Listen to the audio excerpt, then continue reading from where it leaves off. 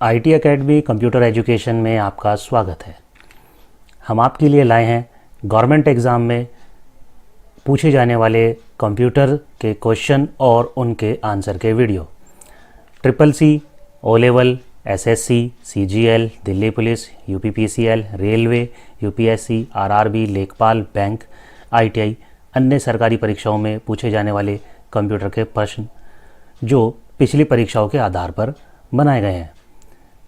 इस वीडियो में हम आगे देखेंगे किस तरह के क्वेश्चन हमारे पास आते हैं। तो चलिए आगे बढ़ते हैं, लेकिन आगे जाने से पहले लाइक, कमेंट और सब्सक्राइब करना ना भूलें। क्वेश्चन नंबर 1 है, CAAS का पूरा नाम क्या है? CAAS की फुल फॉर्म क्या होती है? इसकी फुल फॉर्म होती है communication as a service. Next question, what does sum if function to?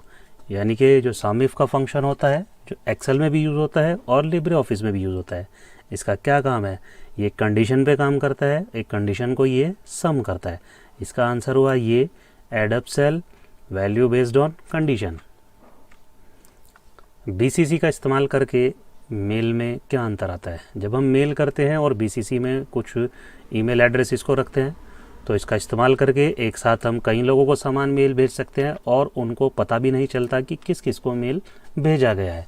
तो ये इस्तेमाल होता है BCC का, यानी कि ब्लाइंड कार्बन कॉपी। क्वेश्चन 4 है, एम बैंकिंग का मतलब क्या होता है? एम बैंकिंग का मतलब होता है मोबाइल बैंकिंग, यानी कि मोबाइल द्वारा बैंकिंग सुविधाओं का लाभ उठाना।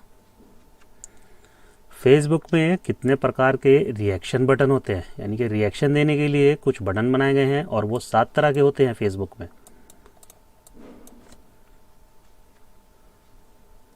क्वेश्चन 6, डिजिटल लॉकर के लिए कौन सी स्टेटमेंट इनमें से गलत है? देखिए, डिजिटल लॉकर जिसमें डिजिटल डेटा रखा जाता है, डॉक्यूमेंट्स रखे जाते हैं, उनमें से ये स्टेटमेंट बिल्कुल गलत है। इट इज़ नॉट सिक्योर, ये सिक्योर होता है। क्वेश्चन नंबर 7 है कि बी टैग किस लिए इस्तेमाल किया जाता है? बी यहाँ पर बोल्ड से मतलब है और ये HTML लैंग्वेज में यूज़ होता है, हाइपर टेक्स्ट मार्कअप लैंग्वेज, जिसके द्वारा हम वेब पेजेस तैयार करते हैं। और इसका आंसर है सी, बोल्ड टेक्स्ट। ये मिस प्रिंट है, यहाँ पर बोल्ड लिखा गया है, ये बोल्ड होता है, BOLD, बोल्ड, टेक्स्ट को बोल्ड करना। क्वेश्चन नंबर 8 है, टेलीग्राम के निर्माता कौन है? जैसे आप व्हाट्सअप मैसेंजर यूज़ करते हैं, इसी तरीके से टेलीग्राम भी एक मैसेंजर है जिस पे हम मैसेज करते हैं। ये एक रूस की बनाई हुई कंपनी का क्या कहते हैं प्रोडक्ट है, और इसके जो निर्माता हैं वो निकोलाई एंड पावेल ड्रूवो हैं। क्वेश्चन नंबर 9, ORS का पूरा नाम क्या होता है? यानी कि इसका जो फुल फॉर्म है वो क्या है? वो होता है online registration system for hospital.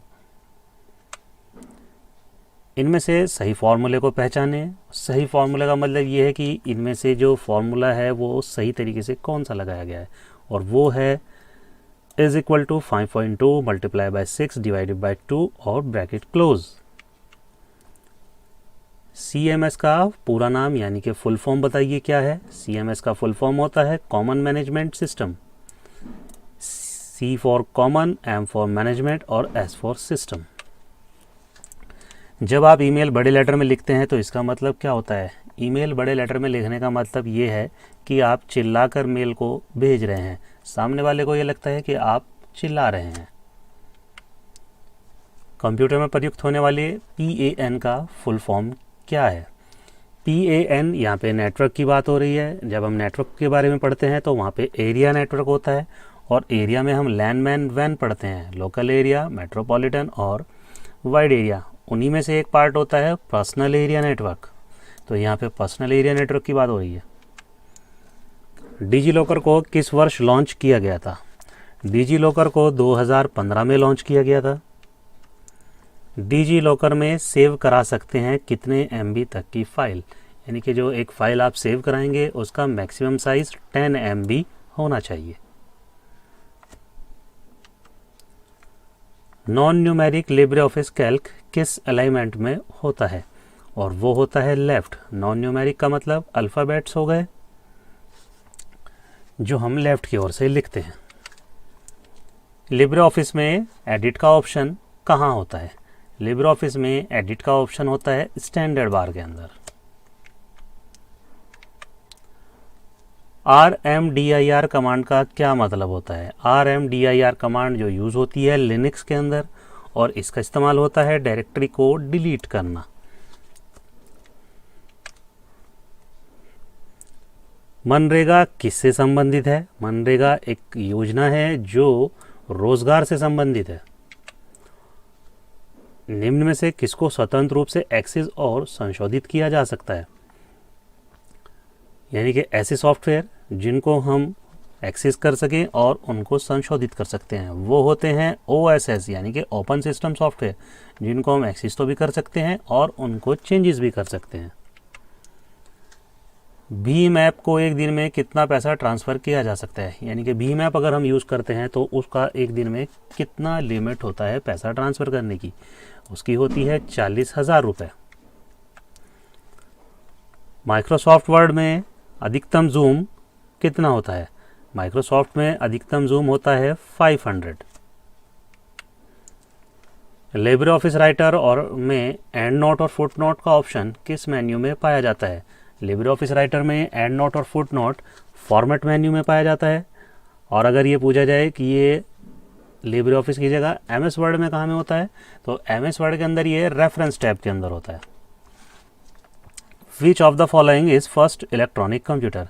यानी कि जो फर्स्ट इलेक्ट्रॉनिक कंप्यूटर है वो क्या है? वो है ENIAC।